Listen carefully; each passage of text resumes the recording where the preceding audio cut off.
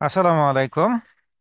আজকে আমরা একটি ভিডিও আপনাদের জন্য তৈরি করছি, যেটা থেকে আপনারা বুঝতে পারবেন যে ASP.NET কোর্সে যাওয়ার আগে C# কোর্স করার প্রয়োজনীয়তা আছে কি নেই। আপনারা জানেন আমাদের দুটি কোর্স আছে, একটি ASP.NET এবং একটি C#। এই দুটি কোর্সই আমি নিয়ে থাকি ইনস্ট্রাক্টর হিসেবে।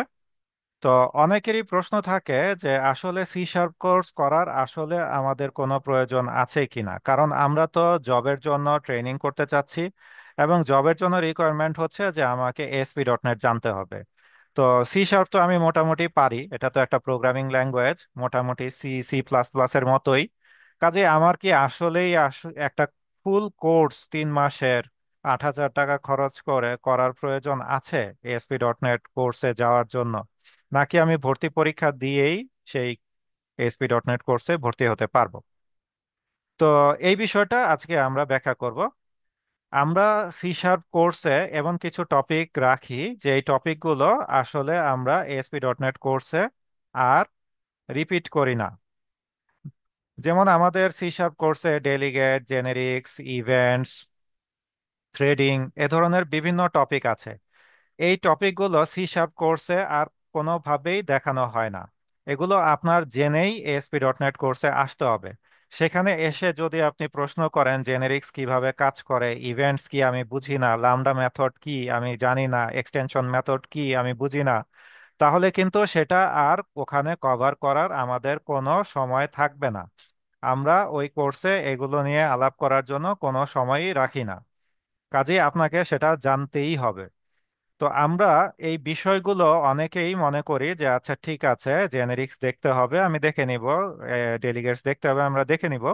কিন্তু C# কোর্সে আমরা বিষয়গুলো কিভাবে দেখাই সেটা আজকের ভিডিওতে আমি আপনাদের জন্য তুলে ধরতে চাই। যে এই উদাহরণটি আমি দেখাচ্ছি, এই উদাহরণটি আমাদের C# কোর্সে অনেকটা এভাবেই দেখানো হয়। বাট যেহেতু আজকের ভিডিওটি বড় হয়ে যাবে সেজন্য আমরা এখানে খুব বেশি ব্যাখ্যা করার সুযোগ আমাদের থাকবে না যে কোন ফিচারটি কিভাবে কাজ করে।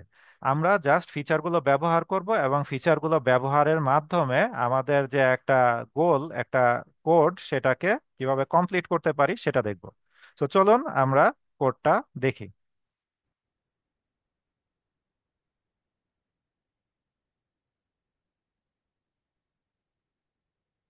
আমাদের এই এক্সাম্পলের জন্য আমরা একটা বাবল সর্টের কোড ব্যবহার করব। সো আমরা একটা নতুন প্রজেক্ট তৈরি করে নেই, কনসোল অ্যাপ্লিকেশন।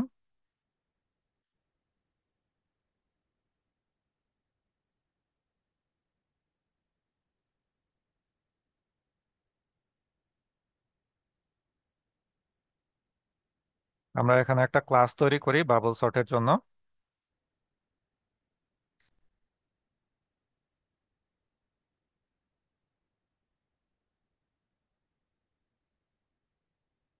প্রথমে মনে করি আমরা কেবল ইন্টিজারকে সর্ট করব, কারণ আপনি যদি গুগলে সার্চ করেন, লেটস সে আপনি বাবল সর্টের কোড লিখে যদি গুগলে সার্চ করেন বাবল সর্ট ইন C#,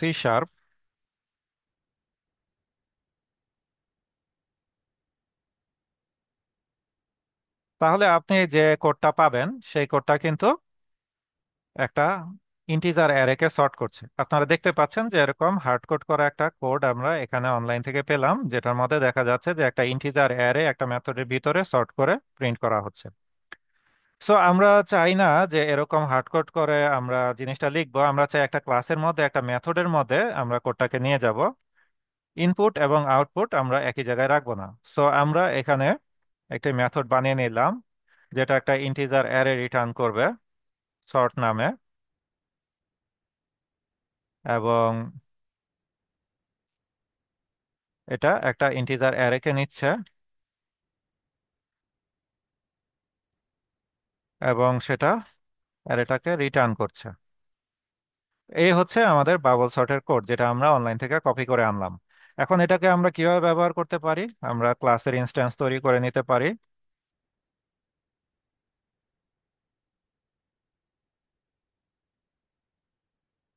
এবং আমাদের সর্ট মেথডটাকে আমরা কিছু নাম্বার দিয়ে কল করতে পারি।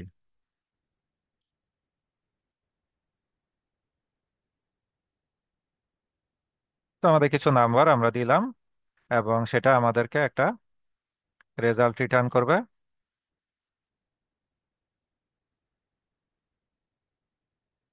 আমরা সেটাকে প্রিন্ট করব।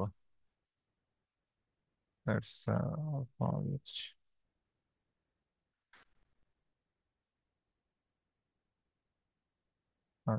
item. তো আমরা যদি কোডটা রান করি, তাহলে আমরা দেখতে পাচ্ছি অ্যাসেন্ডিং অর্ডারে আমাদের নাম্বারগুলো সর্ট হয়ে গেল। আমরা যদি ডিসেন্ডিং অর্ডারে সর্ট করতে চাই, তাহলে আমরা এখানে কন্ডিশনটা চেঞ্জ করে দিতে পারি। তাহলে আমাদের নাম্বারগুলো ডিসেন্ডিং অর্ডারে সর্ট হয়ে গেল। কিন্তু প্রবলেম হচ্ছে এখানে আমরা কেবলমাত্র ইন্টিজারকেই সর্ট করতে পারছি। আমরা যদি এখন ডাবলকে সর্ট করতে চাই, তাহলে কিন্তু এটা আমরা করতে পারবো না। আমরা যদি এখানে চাই যে আমরা 3.2, 2.5, 8.1, 1.9, 8.2 এবং 4.2 কে সর্ট করতে, তাহলে আমরা দেখতে পাচ্ছি এখানে এরর দিচ্ছে, কারণ আমাদের প্যারামিটার একটা ইন্টিজার অ্যারে নিচ্ছে। কাজেই যদি আমাদের এটাকে ডাবল করতে হয়, তাহলে আমাদের যেখানে যেখানে ইন্টিজার আছে এই সবগুলোকে পরিবর্তন করতে হবে। এরপর আমরা ফ্লোট থাকতে পারে, ডেসিমাল থাকতে পারে, অনেক ডেটা টাইপ আমাদের থাকতে পারে, যেটার জন্য আমরা সর্ট করতে চাই, কিন্তু আমরা সেটা কিন্তু করতে পারছি না। সো এখন যদি আমরা এই প্রবলেমটাকে সলভ করতে চাই, তাহলে আমরা জেনেরিক ব্যবহার করে এই প্রবলেমটা সলভ করতে পারি। আমি এখানে একটা জেনেরিক প্যারামিটার অ্যাড করে নিলাম এবং আমি আমাদের ইন্টিজার গুলোকে জেনেরিক দিয়ে রিপ্লেস করে দিলাম।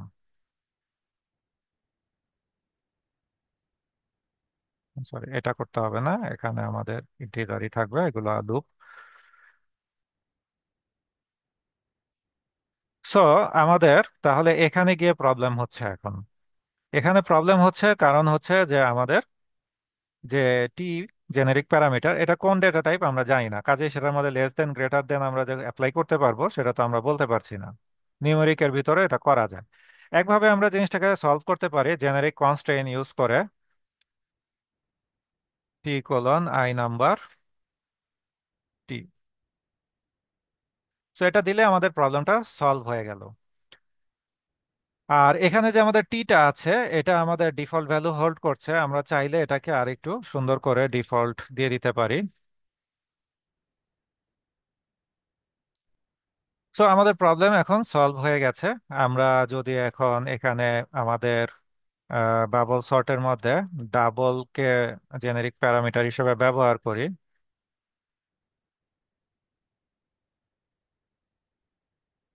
আমাদের কোডটাকে রান করি, তাহলে আমরা দেখতে পাচ্ছি যে আমাদের অ্যারেটা আবারও সর্ট হয়ে গেছে। কাজে আমরা ইন্টিজার এবং ডাবল, ডেসিমাল যে কোনো নিউমেরিক ডেটা টাইপকে এখন এই কোডটা দিয়ে সর্ট করতে পারছি। কিন্তু প্রবলেম হচ্ছে এটা কেবল নাম্বারকেই সর্ট করতে পারবে। আমরা যদি অন্য কোনো ডেটা টাইপ দেই যেটা নাম্বার না, যেমন স্ট্রিং, ডেট টাইম, তাহলে কিন্তু এটা সর্ট করতে পারবে না। সো যেমন আমি যদি এখানে স্ট্রিং লিখি, যে আমি স্ট্রিং এর অ্যারে দিতে চাই, তাহলে এটা কিন্তু উপরেই এরর দিয়ে দিচ্ছে, নিচে তো আমরা পরে যাব। সো আমরা লেটস স্ট্রিং কে সর্ট করতে চাচ্ছি।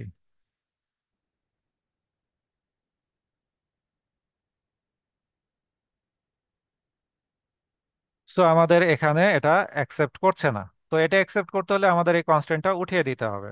কিন্তু এই কনস্ট্রেন্ট উঠিয়ে দিলে আবার আমরা এখানে কম্পেয়ার কন্ডিশনের মধ্যে এরর পাচ্ছি। তো এটাকে আমরা সলভ করার জন্য এখন ডেলিগেট ব্যবহার করব। সো আমরা এখানে ডেলিগেট ব্যবহার করব একটা টি, টি বুলিয়ান। আমাদের দুইটা প্যারামিটারের মধ্যে সে একটা কম্পেয়ার করে বুলিয়ান রিটার্ন করবে। এটার নাম দিলাম আমরা কম্পেয়ার, এবং আমরা এই কম্পেয়ার মেথডটাকে এখানে ব্যবহার করব। তো আমাদের এখানকার এরর চলে গেল। এখন আমরা যদি এখানে আসি, তাহলে আমাদের সর্ট মেথডে এখন একটা এক্সট্রা প্যারামিটার আমাদের পাস করতে হবে, একটা ডেলিগেট। সো আমরা একটা লামডা মেথড দিয়ে একটা ডেলিগেট লিখে নিতে পারি এখানে, যে এ স্ট্রিং কম্পেয়ার করার জন্য আমরা কম্পেয়ার টু মেথড ব্যবহার করে থাকি। তো আমরা এখানে এটাকে ব্যবহার করতে পারি ডেলিগেট হিসাবে। অন্য কোনো ভাবেও আমি করতে পারি, আমার যা কন্ডিশন আমি সেটা এখানে দিতে পারি। আমি জাস্ট শর্টকাটে একটা কম্পেয়ার করার ব্যবস্থা করে নিলাম। তো আমি যদি এখন রান করি, তাহলে আমি দেখতে পাবো যে হাসান জালালউদ্দিন তারেক সর্ট হয়ে গেল। আমি যদি এখানে কন্ডিশনটা চেঞ্জ করে দেই, তাহলে আবার এটা উল্টাভাবে সর্ট হয়ে গেল। তো এভাবে করে আমরা এখন স্ট্রিংকেও সর্ট করতে পারছি। এখন যদি আমরা চাই যে আমরা একটা কাস্টম অবজেক্টকে সর্ট করব, সেটাও আমরা এই কোড দিয়ে করতে পারবো। এখন যেমন আমি যদি একটা প্রোডাক্ট ক্লাস তৈরি করি,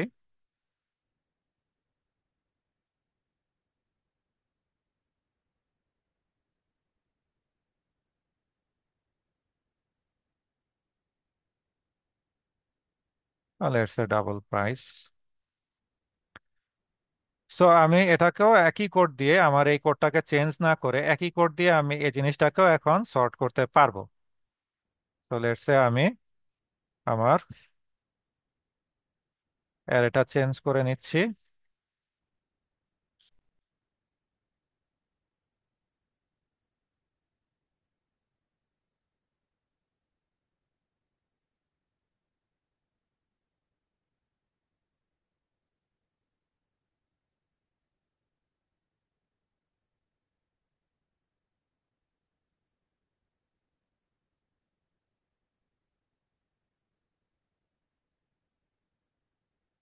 আর আমাদের এখানে প্রোডাক্টকে ব্যবহার করতে হবে ডেটা টাইপ হিসেবে এখন, জেনারিকের। সো আমি লেটস সে তিনটা প্রোডাক্ট দেই।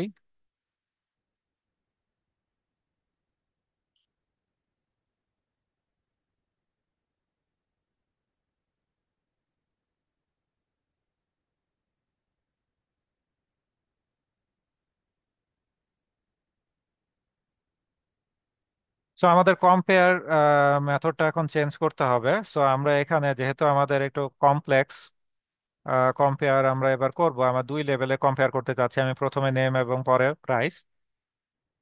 সো আমি হচ্ছে গিয়ে এখানে যেটা করতে পারি সেটা হচ্ছে একটা মেথড লিখতে পারি, boolean compare product, product A product B, if a dot name equal to b dot name, return a dot price less than b dot price, else return a dot name compared to b dot name less than 0. So এই compare মেথডটাকে আমি এখন এখানে বসিয়ে দিব delegate হিসেবে, এবং আমি এখন রান করতে পারি। ও সরি, এখানে প্রিন্টের মধ্যে আমি আইটেমকে প্রিন্ট করে দিয়েছি, আমাদের এখানে প্রাইস এবং নেম প্রিন্ট করতে হবে।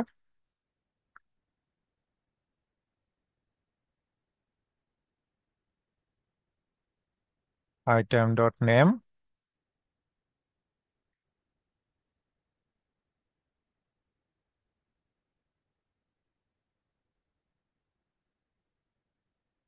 Item dot price. তো আমরা দেখতে পাচ্ছি পিসি, ল্যাপটপ, ক্যামেরা ডিসেন্ডিং অর্ডারে নাম অনুযায়ী আমাদের সর্ট হয়ে গেল। এখন যদি আমাদের দুইটা জিনিসের নাম সেম হয়, লেটস আমাদের দুইটাই হচ্ছে গিয়ে ক্যামেরা, তাহলে দেখতে পাচ্ছি যে যেটা বড় প্রাইসে সেটা আমাদের উপরে আসছে। আমি যদি এটাকে উল্টা করে দিই কন্ডিশনটাকে প্রাইসের, তাহলে যেটা প্রাইস ক্যামেরার ছোট সেটা আমাদের উপরে আসছে, নিচে অন্যটা আসছে। তো আমরা এভাবে যে কোনো প্রোডাক্টকে, যে কোনো ধরনের অবজেক্টকে এখন সর্ট করতে পারবো এই ডেলিগেট ইউজ করে আমাদের এই কোডের মাধ্যমে। এখন আমাদের আরেকটা সমস্যা হতে পারে, আমরা এখান থেকে আমাদের অ্যারেটা রিটার্ন করছি যেটা আমরা সর্ট করলাম, কিন্তু অনেক সময় আমরা কোডটা থ্রেডের মাধ্যমে রান করতে চাইতে পারি। যে আমরা এই কোডটা যে রান করছি এটা আমরা থ্রেডের মধ্যে করব, এবং আমরা এখানে যেভাবে রেজাল্ট পাচ্ছি তখন কিন্তু আমরা সেভাবে রেজাল্ট পাবো না, কারণ অ্যাসিনক্রোনাসলি কোডটা রান হবে। তো তখন আমরা কিভাবে জিনিসটা করতে পারি সেটা আমরা দেখি। তো আমি এখানে একটা থ্রেড তৈরি করছি,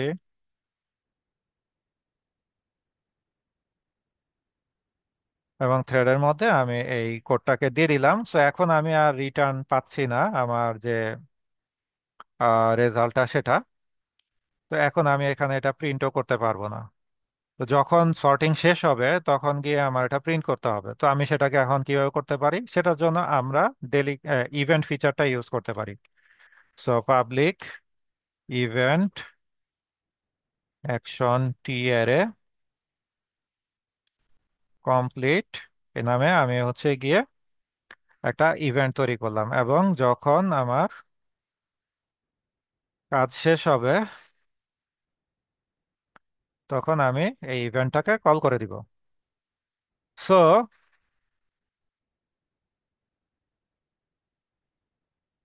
আমরা এখন একটা বাবল সর্টের মধ্যে ইভেন্ট অ্যাড করব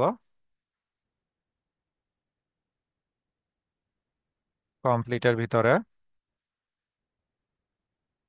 এবং আমাদের এই প্রিন্টের কোডটাকে আমরা এখন সেটার ভিতরে নিয়ে গেলাম।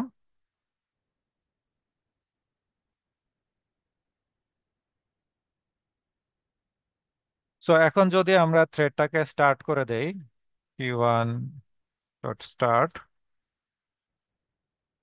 এবং আমাদের কোডটাকে রান করি, সো আমরা রেজাল্ট দেখতে পাচ্ছি অ্যাজ ইট ইজ, আগে যেভাবে ছিল।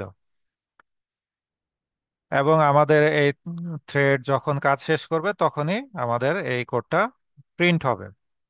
আমাদের এখানে যদি অনেক বড় একটা অ্যারে থাকে তাহলে এটা প্রিন্ট করতে আহ, তখনই প্রিন্ট করতে হবে যখন সর্টিং শেষ হলো। আমরা জানি যে বাবল সর্ট খুব অপটিমাইজ না। তো যাই হোক, আমরা এখানে দেখলাম যে কিভাবে আমরা ইভেন্ট ব্যবহার করতে পারি, ডেলিগেট ব্যবহার করতে পারি, জেনেরিক্স ব্যবহার করতে পারি, এবং আমাদের কোডকে এমন পাওয়ারফুল করতে পারি যে আমাদের এই কোডটা রিইউজেবল হয়, বারবার বিভিন্ন ডেটা টাইপের জন্য আমাদের নতুন করে কোড লেখা বা পরিবর্তন করার প্রয়োজন পড়ে না। তো এই ধরনের অনেক কিছু আমরা এখান থেকে দেখতে পারি। আমরা চাইলে এই কোডের উপরে আরো কাজ করতে পারি, তবে আজকের ভিডিও লম্বা হয়ে যাবে বিধায় আজকে আমরা এ পর্যন্তই থাকছি। তো আশা করি যে আপনারা এখান থেকে আইডিয়া পেয়েছেন যে আমরা সি শার্প কোডে, সি শার্প কোর্সে কি ধরনের কাজ করে থাকি, কি ধরনের বিষয় দেখে থাকি। এইসব টপিকের বাইরে আরো অনেক টপিক সেখানে আছে, এক্সটেনশন মেথড, তারপর হচ্ছে গিয়ে আমাদের পার্শিয়াল ক্লাস,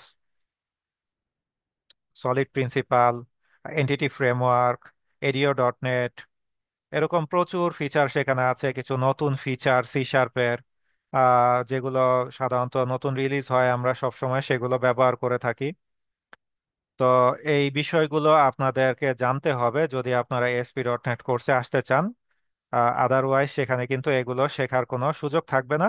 এবং এই জিনিসগুলো কিন্তু সেখানে আমরা প্রতি মুহূর্তে ব্যবহার করব। সেখানে কিন্তু আপনি সি সি প্লাস প্লাসে আমরা যেমন শুধুমাত্র ভেরিয়েবল, তারপরে হচ্ছে গিয়ে ফর লুপ এবং ইফিলস, এই কয়টার উপর দিয়ে কোড লিখি, সেটা কিন্তু হবে না। আমরা সব ফিচার যা যা হচ্ছে গিয়ে আমাদের সি শার্পে আছে সেই ফিচারগুলোকে এক্সটেন্সিভলি সেখানে ব্যবহার করব।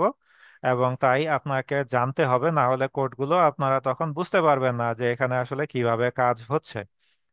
তো আপনি নিজে চাইলে জিনিসগুলো শিখে নিতে পারেন যদি আপনি মনে করেন সেটা আপনার পক্ষে সম্ভব। আদারওয়াইজ আমাদের সাজেশন থাকবে যে এসপি ডট নেট কোর্স আসার আগে আপনি অবশ্যই সি শার্প কোর্সে ভালো মতো জিনিসগুলো শিখে তারপর এসপি ডট নেট কোর্সে ভর্তি হন। তো ধন্যবাদ, ভালো থাকবেন সবাই, আল্লাহ হাফেজ।